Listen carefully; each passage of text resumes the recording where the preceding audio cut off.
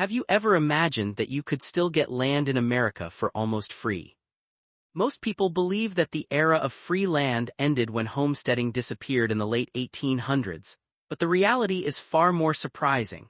Across the United States, there are remote islands where land is incredibly cheap, populations are shrinking, and in some places regulations are minimal compared to major cities.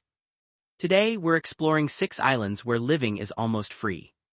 But there's a catch. When we say almost free, we also mean living without many of the conveniences most people take for granted: limited health care, unreliable transportation, harsh weather, and in some cases, no easy access to modern services at all. Better version: Tangier Island.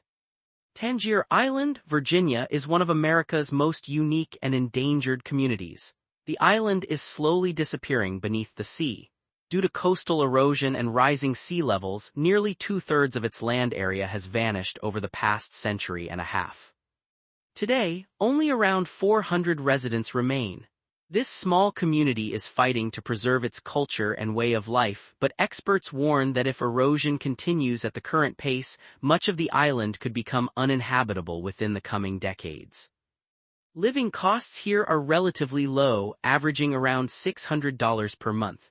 However, life on Tangier Island comes with major challenges. There is no hospital, no bridge connecting it to the mainland, and the community depends almost entirely on boats for transportation and supplies. Tangier Island is more than just a place. It is a community racing against time and the ocean itself. Drummond Island is one of the largest freshwater islands in the United States and is home to roughly 1,000 residents. Living expenses are relatively affordable, averaging around $650 per month, largely because the local economy remains small and opportunities are limited. One major advantage is that vehicle ferries operate regularly, making transportation easier than on many remote islands. However, the challenges are significant. Winters are extremely harsh, temperatures can be brutal, and the sense of isolation can be overwhelming for newcomers. Number 3. Kupreanof Island, Alaska. Kupreanof Island offers one of the most realistic paths to affordable island living in Alaska. Land can often be found for between $5,000 and $15,000. If you build your own cabin, the total startup cost can be around $30,000. Monthly living expenses can be as low as $450. Residents typically rely on the nearby town of Petersburg for supplies, services, and essential needs. The biggest challenge here is the weather. Heavy rainfall is common throughout the year, and winters bring long periods of darkness that many people find difficult to adjust to.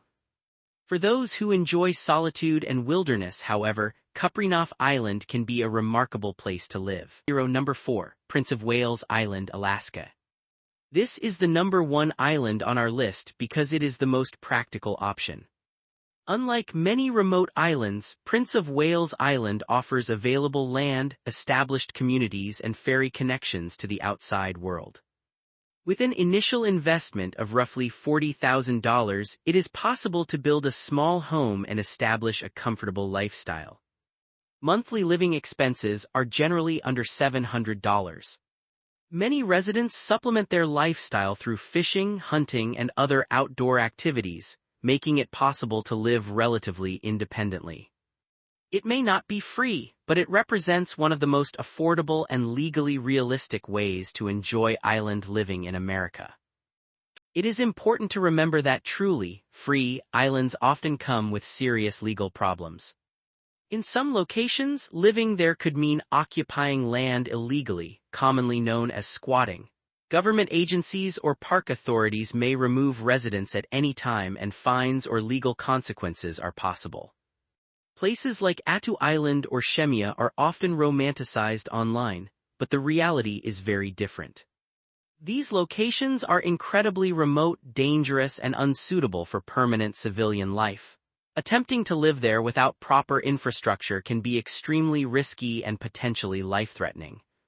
The truth is that many so-called free islands are abandoned for a reason. In today's world, free usually means abandoned, isolated, or extremely difficult to live on. If you are seriously considering moving to a remote island, especially in Alaska, ask yourself one question. Can you truly handle isolation, extreme weather, limited services, and a lifestyle far removed from modern conveniences? These islands are not tropical paradise destinations. They are places for people who are willing to trade comfort for freedom, convenience for independence, and modern life for self-reliance. So what do you think? Could you survive on one of these remote islands, or would the challenges be too much?